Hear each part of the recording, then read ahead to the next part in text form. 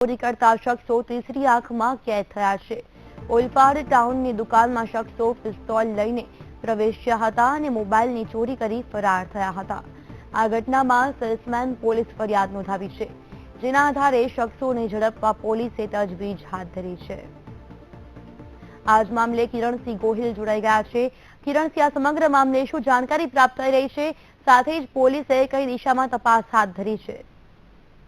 જી ચોક્કસ આપને જણાવ દઉં કે જે ઓલપાડ ટાઉનની અંદર જે અજય ઇલેક્ટ્રોનિક્સ નામની જે મોબાઈલની દુકાન આવી છે, તેમાં 2 દિવસ પહેલા 2 અજાણ્યા ઈસમો દ્વારા કોઈ ચૌહાણ સાહેબ નામના વ્યક્તિની ઓળખ આપીને 44,000ના મોબાઈલની લઈને રફુચક્કર થઈ ગયા હતા। જો કે આજના સીસીટીવી ફૂટેજ બહાર આવ્યા છે, જેમાં જે ઈસમો જે દુકાનમાં પ્રવેશ કરે છે એ પોતાના હાથમાં એક હાથમાં સિગરેટ અને કમર પર પિસ્તોલ લટકાવી છે, એટલે પોલીસ જેવા પોતાની ઓળખ હોય એ રીતને આપીને લોકો જે મોબાઈલ છે તે લઈને ફરાર થઈ ગયા છે। હાલ તો દુકાનના જે સેલ્સમેન છે તેને ફરિયાદ નોંધાવી છે, પોલીસ તપાસ કરી રહી છે।